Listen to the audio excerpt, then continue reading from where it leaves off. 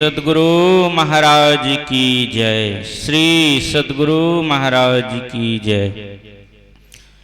मंगल मूर्ति सतगुरु मिलवे सर्बाधार।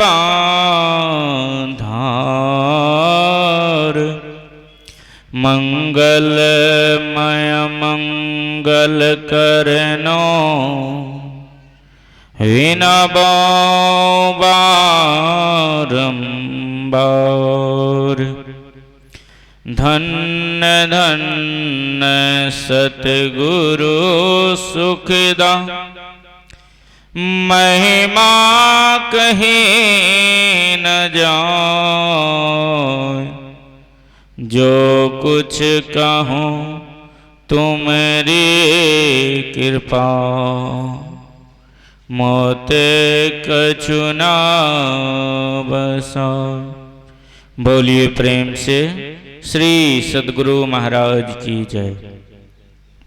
परमाराध्य ब्रह्मलीन संत सद्गुरु के चरणों में इस दास का कोटि कोटि नमन।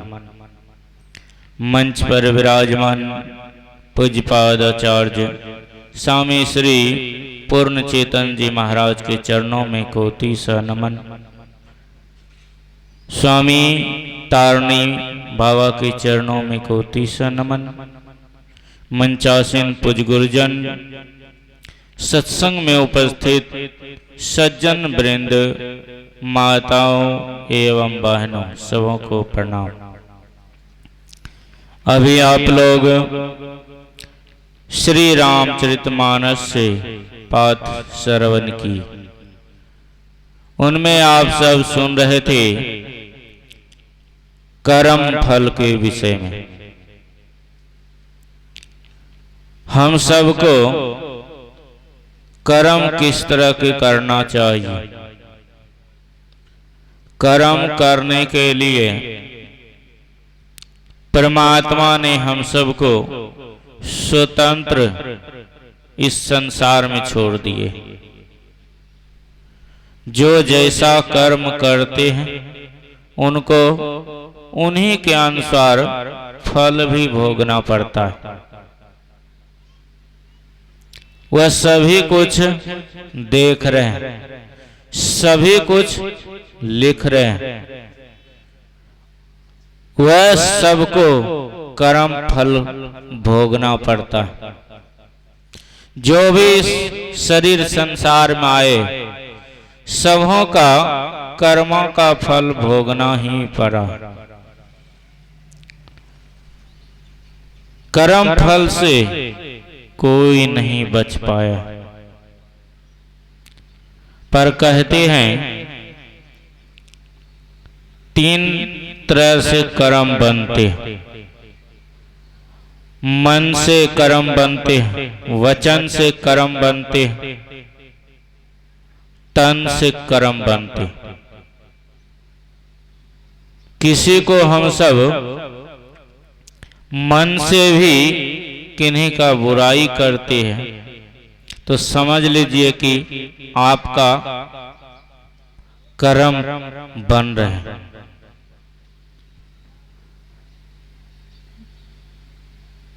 वचन से किसी को कटु वचन कहते हैं, किसी को गाली देते हैं, वह भी कर्म बन रहे हैं।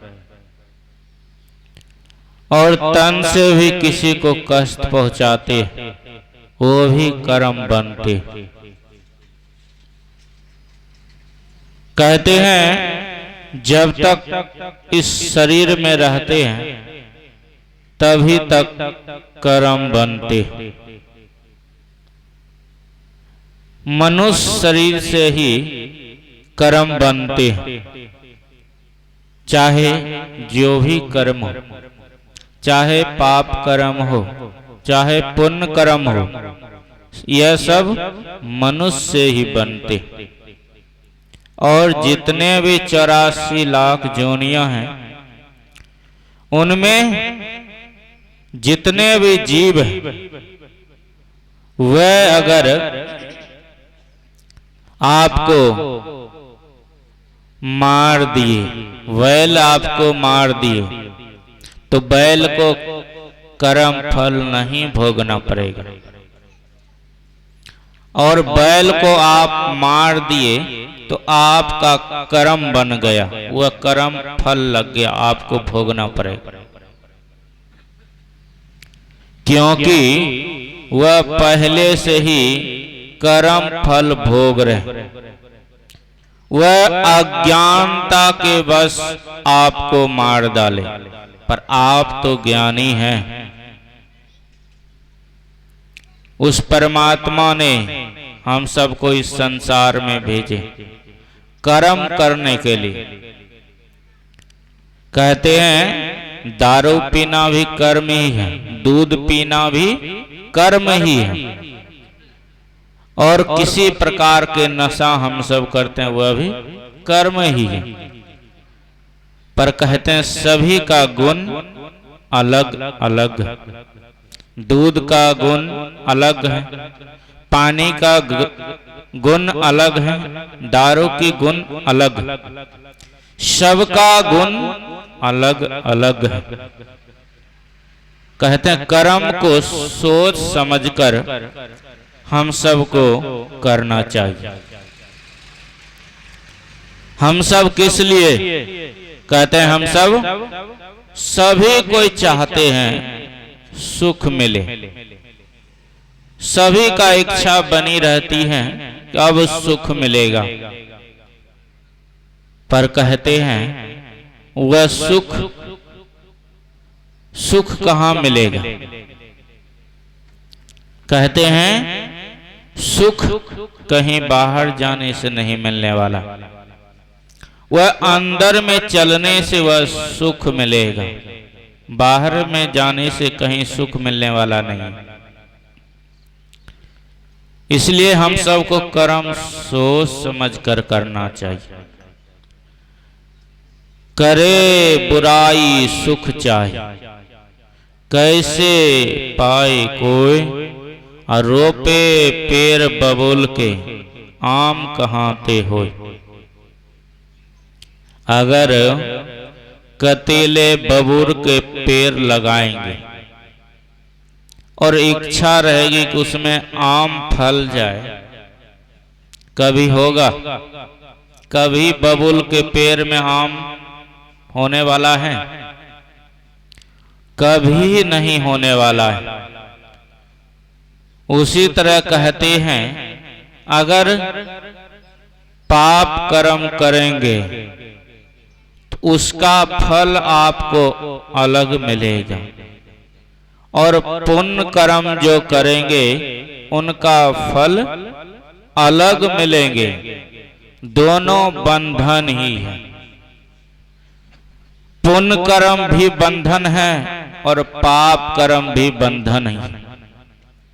तो आप सब कहेंगे पुण्य भी करेंगे वो भी बंधन ही है। वह बंधन कौन सा है? कहते हैं पाप कर्म हम सब करते हैं और फिर पुण्य कर्म भी करते हैं, तो हम सब क्या सोचते हैं कि दोनों बराबर हो गया, माइनस प्लस हो गया। पर ऐसा नहीं होता है। ये दोनों का फल अलग अलग भोगना पड़ता है। चाहे जैसा भी कर्म करें, दोनों का अलग अलग फल भोगना पड़ेगा। पाप कर्म करेंगे वह लोहे का बंधन है, और पुण्य कर्म जो करेंगे वह सोने का बंधन है। दोनों बंधन हैं। क्या लोहे का बंधन जल लग जाता है आदमी को तो दुख महसूस होता है, और वही सोने का बंधन अगर लग जाएगा फिर तो सुख मिलना चाहिए। फिर भी सुख मिलने वाला नहीं है, चाहे सोने का बंधन हो चाहे लोहे का, दोनों बंधन ही हैं। इस दोनों बंधन से कैसे छूटेंगे?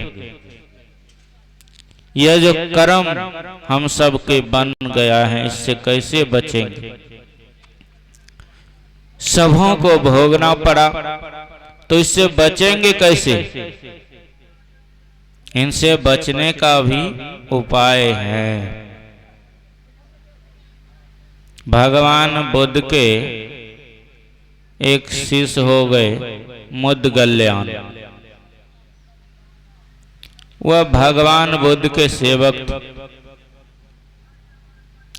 वह भी जंगल में तपस्या कर रहे थे और तपस्या कर रहे थे। कुछ व्यक्ति जंगल में आए और इतना उनकी पिटाई किए कि जितने भी हड्डियां थी सभी तोड़ दिए मार के। भगवान बुद्ध के शिष्य कहते हैं तपस्या में लीन थे। उनकी चढ़ाई ऊपर की ओर हो गई थी। जब ध्यान से नीचे उतरते हैं तो देखते हैं शरीर नष्ट हो चुके। इस शरीर में अब रहने योग्य यह शरीर नहीं। इस शरीर में कैसे रहें अब? जब तक शरीर स्वस्थ रहता है, जितना उछल कूद करना चाहे कर लीजिए, चाहे धन संपत्ति कमा लीजिए संसारिक, चाहे भक्ति भजन कर लीजिए, जब तक शरीर में बल है। जब बल छिन्न हो जाएगा तो कुछ कर नहीं पाएंगे। वह भगवान बुद्ध के शिष्य कहते हैं अब यह शरीर में रहने योग्य नहीं है। अपना योगिक शक्ति से भगवान बुद्ध के शरण में जाते हैं, आकाश मार्ग से अपना शरीर को लेकर। भगवान बुद्ध से कहते हैं भगवान अब यह शरीर में रहने योग्य नहीं है। इस शरीर में अब मैं कैसे रहूं? तो भगवान बुद्ध कहते हैं अगर शरीर रहने योग्य नहीं है, कहते हैं घर रहने योग्य नहीं है, तो कहते हैं शरीर रहने योग्य नहीं है तो शरीर छोड़ दो। वह शरीर को छोड़कर चले गए। इतने बड़े पहुंचे हुए महापुरुष, उनको भी कर्म नहीं छोड़ा। जब शरीर छोड़कर चले गए तो भगवान बुद्ध से शिष्यगण पूछते हैं भंते,